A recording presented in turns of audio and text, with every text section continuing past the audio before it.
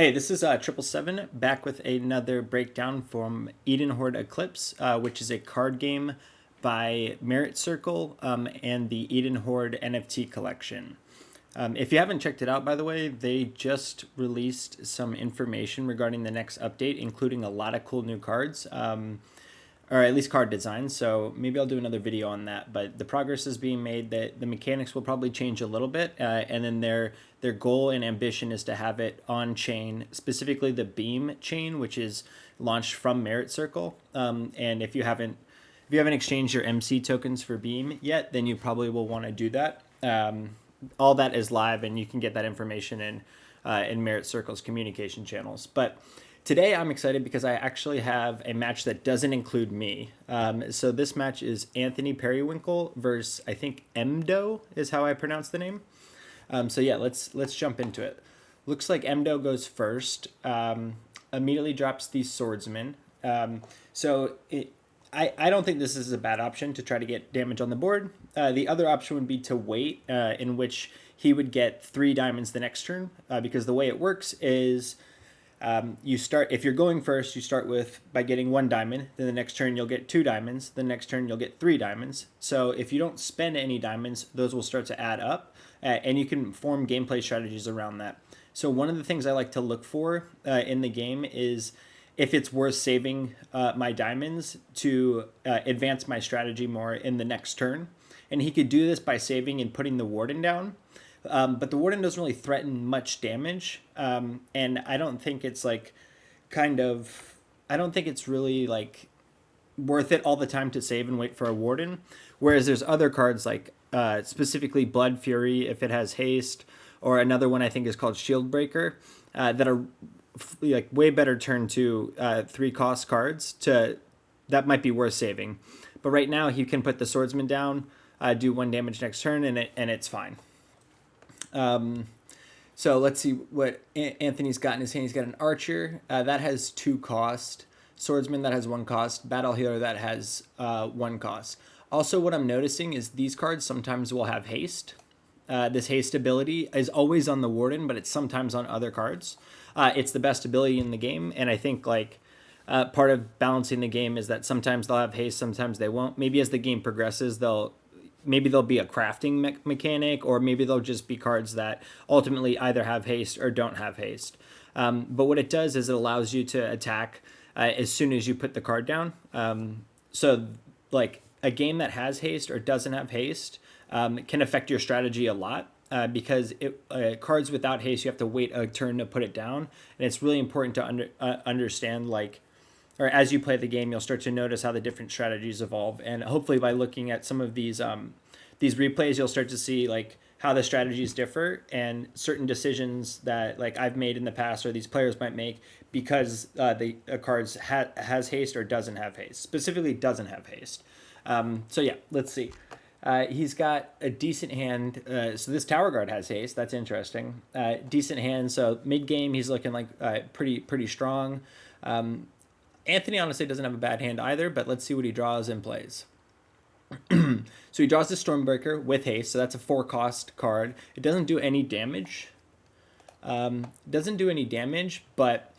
it has haste, and then 2, it has this armored ability that nullifies the first attack. So this card can be really, really good in buying you turns, particularly because it has haste. This is actually a very specific card that what I was just mentioning before. If a card does or doesn't have haste, you play this card a lot differently. You might play this card sooner than you would otherwise, but the fact that it does have haste is a really comforting thing to have in your hand in the early game, because if he puts down a large monster that's scary, like a Berserker or I can't remember the other one that has 6 attack, but this card can just flatline it for 2 turns basically. So good card to have, but he also just goes and makes the only play that he can make right now.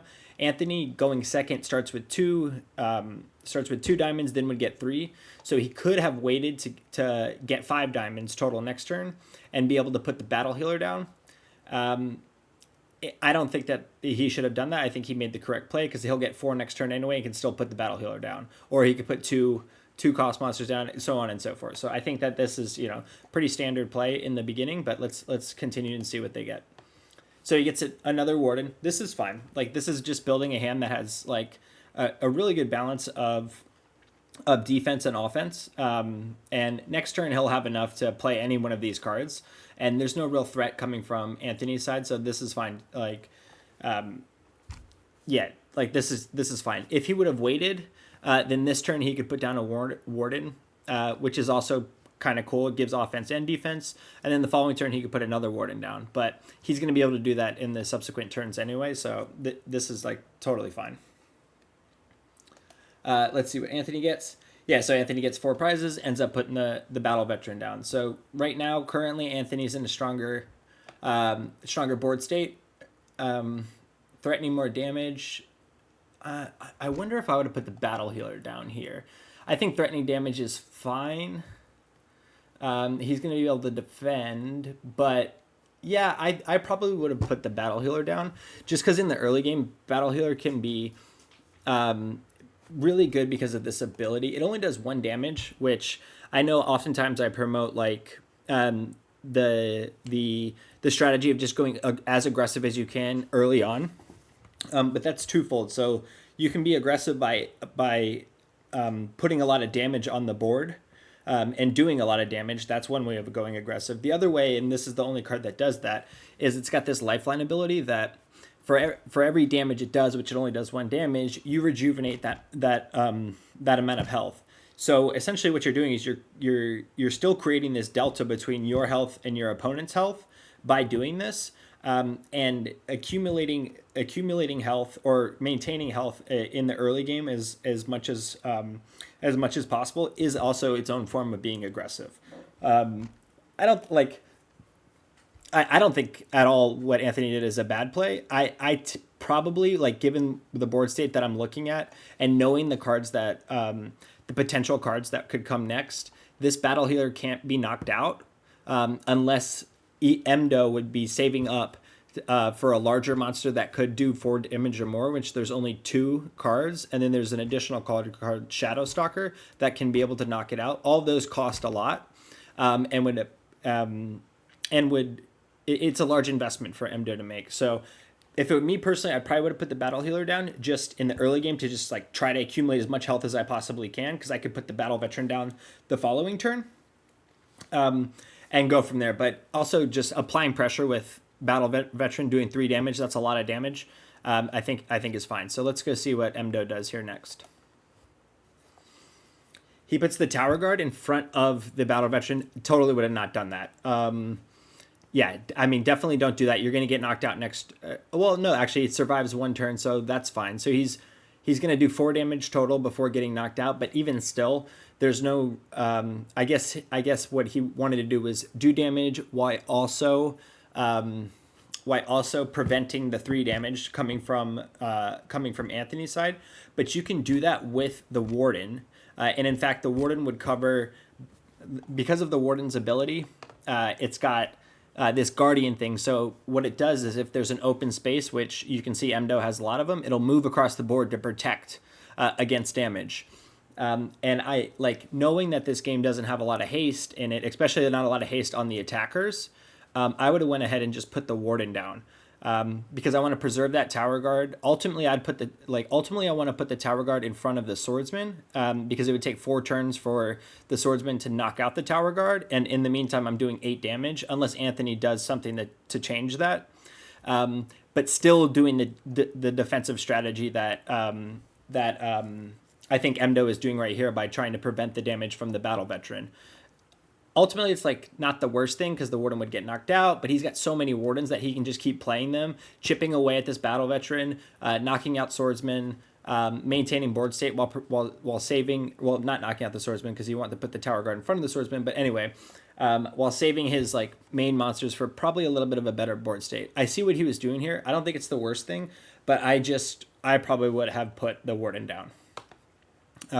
Also, putting the Warden down also saves you diamonds. And I think in the following turn, he would have enough diamonds to put, I think he would have had 7 diamonds, right? He would have been able to, 7 or more, he would have been able to put multiple cards down and start to shift the board state momentum in his favor anyway. But right now, he committed fully to the Tower Guard. It defends against the Battle Veteran. It's not the it's I don't think it's the worst play. I totally see where it's coming from. I would have went with Warden there, but we'll see how it pans out.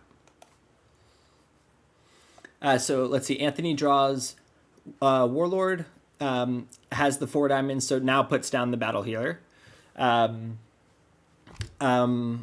Yeah, I mean, I think that this is totally fine. I would have put the Battle Healer in the open area, but I guess that in some situations that might be a little bit more risky than not, because EMDO could have a larger attacking card like queued up and ready to go. Whereas right now he can just put it in front of the swordsman, and EMDO would have to remove the swordsman in order to put another card down, which is it's costing him in kind of an indirect way. So I see what Anthony was doing here. Probably was the right move. I don't think it was too bad. The other option that he could have done was to put the archer down, and then save the rest of the diamonds for the warlord next turn to apply a lot of pressure, or possibly counter a card that comes down from EMDO. Either way works. I think that I see how this strategy is evolving. I think it's not bad. I probably would have, like I said earlier, instead put the battle healer down first. Then I would have put the battle veteran in that open slot to threaten damage. Or I would have went with Archer and saved for Warlord. Like if I saw this Tower Guard come down, I would try to have open space to put the Warlord and just immediately knock out the Tower Guard. But you don't know, you don't know what cards your opponent has. You don't know what cards you're going to get. And I think that this is a fine strategy here. Battle Healer can knock out Swordsman, meanwhile rejuvenating health. So let's see how EMDO responds here. He puts the Royal. Dude, definitely don't put the Royal Protector down there. There's no reason. I think this might be a situation where maybe he's a little bit of a newer player and just saw I have 4 diamonds. I have 4 diamond cards. This one goes into effect immediately. I'm just gonna play this one. There's absolutely no need to do this. In this situation, we probably want to put the battle veteran down because it's going to threaten the most damage next turn. Or what you do is you put the warden in the open space, do 1 damage this turn. Swordsman tries to attack the warden. Warden prevents the damage from the swordsman, and the next turn it's lined up to knock out the swordsman. So that would be another way of doing it. That's probably the route I would go, but definitely don't put the Royal Protector here right now. That's a misplay. But I think EMDO's a newer player. At least I haven't played him before, so not bad overall yet. But let's see how it pans out for him. If I were to bet, I think that with the current board state, looking at the cards, and I haven't seen what happens, I think that so far Anthony is probably in the lead, or becoming coming to a board state where he's going to end up winning. It's a toss up because he does have a lot of these wardens, which are really protective. But you'll see in the coming turns how it's going to end up being Anthony or at least I believe, because of this threatening of damage and this protecting of health. I think the momentum is going to shift here in the next couple turns. So Anthony doesn't put anything down. In this case, definitely put the Vanguard down in the open. There's no reason to save these unless you're trying to get what turn is it? 8? Next turn you'd have so many diamonds. He might get 9 diamonds next turn or 8 diamonds next turn. So he'd be able to play multiple of any card, so he could protect and attack if he wants. But in this case, I'm putting the Vanguard down in this open spot, regardless. And that way I can add 2 damage to my next turn, and then I can just remove this swordsman and put down the warlord. And now I'm my whole board state is really, really threatening. I think he might have been trying to save up, but there's no need to save up once you start to get to these later games. I shouldn't say no need, but there's less of a need to save up once you get to these later turns, because you're going to start to just accumulate so many diamonds that the Vanguard takes a turn to attack. I'd just slap that down there right now. And threaten more damage next turn. Let's see what EMDO does. Okay, yeah, so EMDO must be a new player because he's getting these new cards and playing it. That's the worst card in the game. There's, Yeah, there's no need to put that down. See, if last turn he put the Warden down, then he would have enough diamonds to play 2 more Wardens, and he'd be in a lot stronger of a position. He definitely shouldn't have put that Bone Strider down there right now. He could have easily taken the knockout with the Battle Veteran while protecting himself by playing 2 Wardens back to back there. So in this turn, given this board state, he's very much on the defensive. So what he could have done is either played a Warden down right there immediately and took the 1 chip damage, which is probably what I would have done, even though it's going to knock out your own Warden, because the next turn he can just follow up with the Warden and knock it out. So you basically lose 1 Warden for protecting yourself against 3 damage. Or he could have put the Warden in the open and let the Royal Protector, with its ability, the same ability that the Warden has, Guardian, move to intercept the Battle Veteran. It would have ultimately knocked out the Royal Protector because Swordsman would do 1 damage, Battle Veteran would do 3 damage, but you'd still have that protected board state, and you'd have a free Warden on the field after that. The Warden would ultimately end up by the healer, and it can do chip damage there. I don't think that that's as effective as just putting Warden right in front of Battle Veteran, attacking, getting knocked out, putting Warden in front of Battle Veteran again, and knocking it out. So yeah, like I said, I think momentum's going to start to shift. I think Anthony now this turn is probably going to put Warlord in the open area, which is going to knock out Royal Protector, and then it's going to be a lot of damage coming down. Yeah, so there goes Warlord, and like he has 5 left. So in this case, you got 5 left. Definitely put just remove Swordsman and put Blood Fury down, and you're like, I mean, you're in a very, very commanding position at that point. I think a lot of times players will forget that they can, like, sometimes optimal strategy, even though it costs a lot, is to remove one of your own cards and replace it with another card. And in this situation, because the Blood Fury has haste, which, by the way, this is my favorite card. I don't know if you guys saw a recent tweet, but I won a game in 4 turns, which I thought was impossible before because of this card.